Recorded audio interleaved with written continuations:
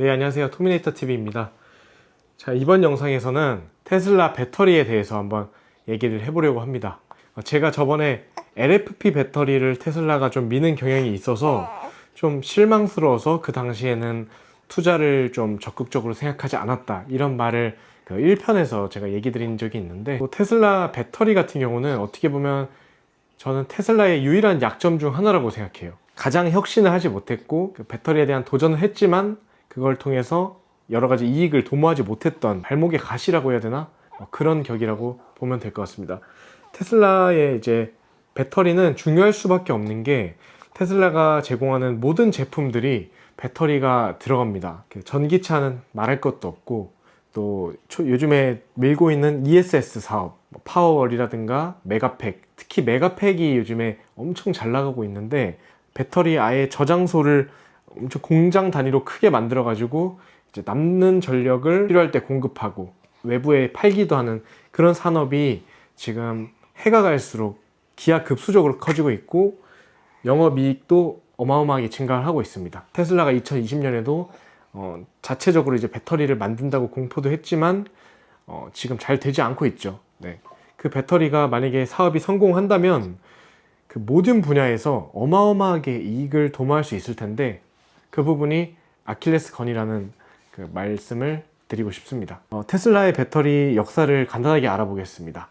테슬라는 이제 그 본격적으로 돈을 벌기 시작한 모델 S 때부터 시작하면 좋을 것 같습니다. 배터리가 여러 가지 종류가 있는데 당시에는 NCA 배터리라고 썼었어요. NCA라는 것은 그 화학 원소 세 가지의 그 앞글자를 딴 것이거든요.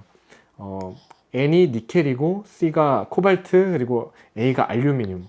그렇게 NCA라는 배터리를 파나소닉으로부터 공급을 받습니다. 배터리가 또 여러 가지가 있는데 세 가지 크게 보면 될 것 같아요. 원통형 배터리, 또 어떤 것은 각형을 띠고 있습니다. 중국의 CATL이 공급하는 LFP 배터리가 그 각형 배터리입니다. 그리고 이제 파우치형 배터리도 있는데 테슬라 같은 경우는 파우치형 배터리는 쓰지 않고 있습니다.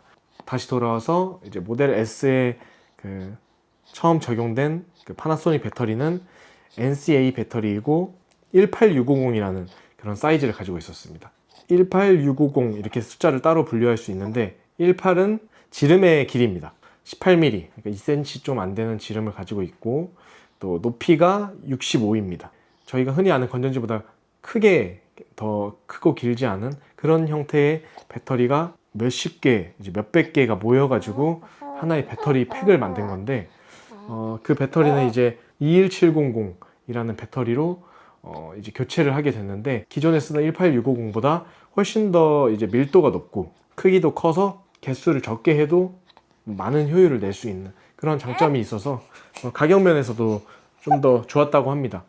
그래서 그 21700 배터리를 아직까지도 이제 쓰고 있는데, 자동차에서 그만큼 이제 21700 배터리가 좀 표준화된 규격이기도 하고, 테슬라에서 검증이 된 제품이고, 뭐 차량을 바꿨을 때도 같은 배터리 트레이에 적용할 수 있는 거니까 여러모로 장점이 있었겠죠.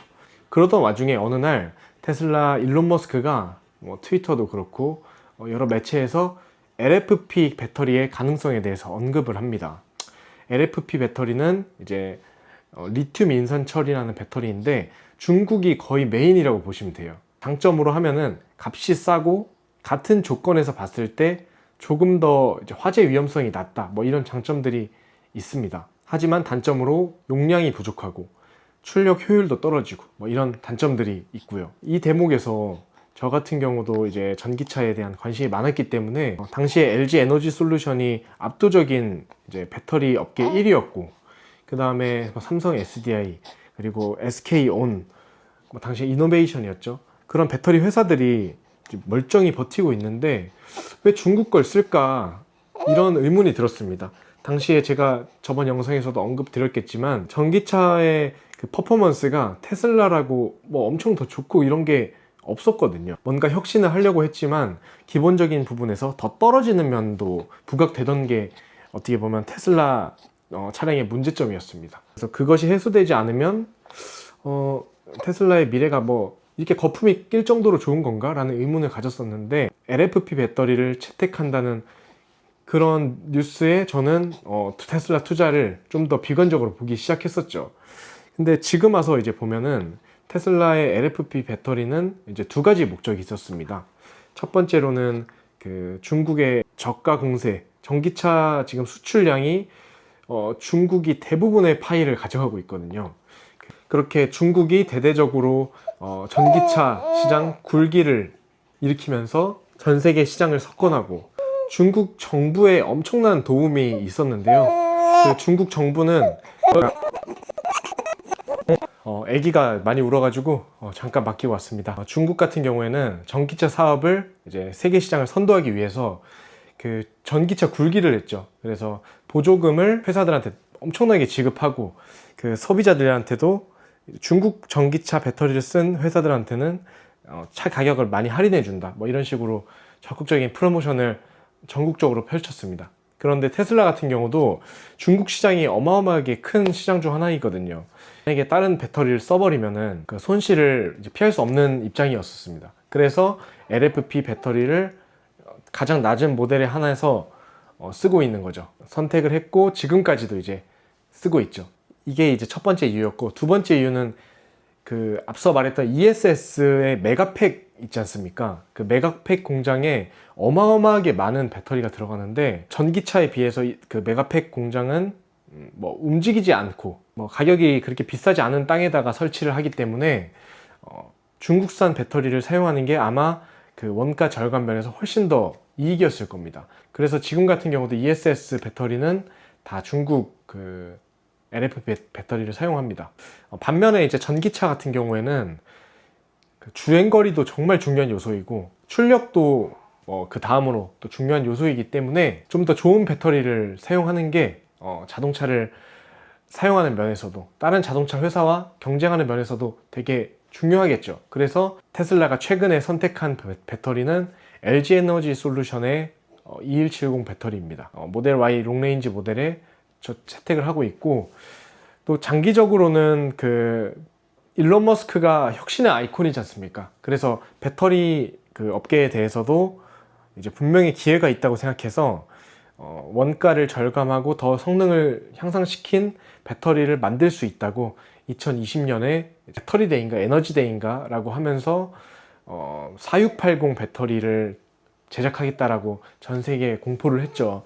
4680 같은 경우도 그 배터리 규격이죠. 근데 21700보다 부피면에서 어마어마하게 큰 그런 배터리를 제작하는 것을 계획했는데, 성능상으로는 배터리 효율이 훨씬 더 올라가고 같은 면적 대비, 그리고 원가적으로 한 50% 정도 더 싸게 만들 수 있을 거라는 그런 계획을 했었거든요.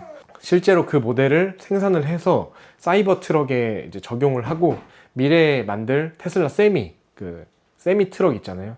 거기에도 이제 대대적으로 적용을 하고 로보택시에도 적용을 하려고 계획을 했는데, 사실 이 배터리 혁신은 아직까지 이루어지지 못하고 있습니다. 테슬라 회사 자체적으로 2천만 개 생산했다, 5천만 개 생산했다, 1억 개 생산했다 이런 발표를 하지만은 사실 수치상으로 볼 때 차랑 비교하면 몇만 대밖에 되지 않은 수치거든요. 가장 큰 문제점은 생산만 잘 되면 공장을 늘려서 계속 자금만 투입하면 되는 건데, 그게 문제가 생긴 것이 일단 너무 어려운 길을 선택했어요. 배터리 같은 경우는 전극이 가장 중요하거든요. 그 전극을 제대로 만드는 것이 그 효율과도 직결되고 안전과도 직결되는 중요한 사항인데, 그 전극을 기존에는 습식 방식으로, 그러니까 액체 안에서 제작을 하고 나와서 건조를 하고 건식을 완료시켰다고 하면은 그것을 그냥 건식으로 전혀 다른 환경에서 그 시도를 한다고 이제 선포를 한 겁니다.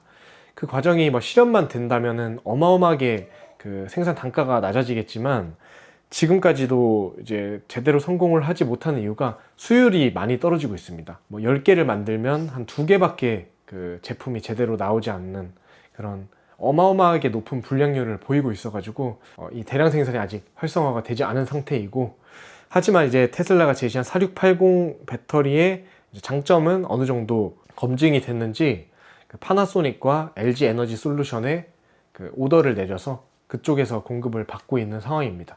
그래서 장기적으로 보면은 4680 배터리가 계속 이어나가질 건데, 만약에 테슬라가 수율을 잡는 데 성공하면 자체적으로 대량 생산을 하면서 엄청나게 많은 이익을 도모할 것이고, 그렇지 않으면은 타사의 제품을 통해서 제품을 제공받아야겠죠. 그런데 중국 자동차 같은 경우는 뭐 BYD를 예를 들면 자사가 그 배터리 셀도 직접 만들고, 그 셀을 만드는 데 필요한 원료도 자기가 직접 공수를 하고, 배터리 팩까지 자기가 만들어서 자동차까지 자사 제품으로 아예 완전한 그 배터리 수직 통합을 이룬 겁니다. 그런 자동차가 당연히 가격이 쌀 수밖에 없고 시장에 많은 파이를 가져가기 유리한 상황이죠. 그런 면에서 이제 테슬라가 배터리 혁신을 주도를 한 건데, 앞으로는 뭐 어떻게 될지 모르지만 좀 아쉬운 상황이죠. 시간이 갈수록 뭐 LG 에너지 솔루션과 같은 저희 나라의 이제 위대한 기업이 테슬라의 그 아이디어였던 건식 공정을 성공하는 그런 회사가 되지 않을까, 이렇게도 많이 보고 있거든요. 테슬라의 배터리 사업의 역사와 현재 사용하고 있는 배터리, 그리고 각각 배터리의 장단점, 그리고 그 산업군에 어떤 배터리를 쓰고 있는지, 이런 것들을 알아보았습니다. 다음에도 또 알찬 내용으로 찾아뵙도록 하겠습니다. 시청해주셔서 감사합니다.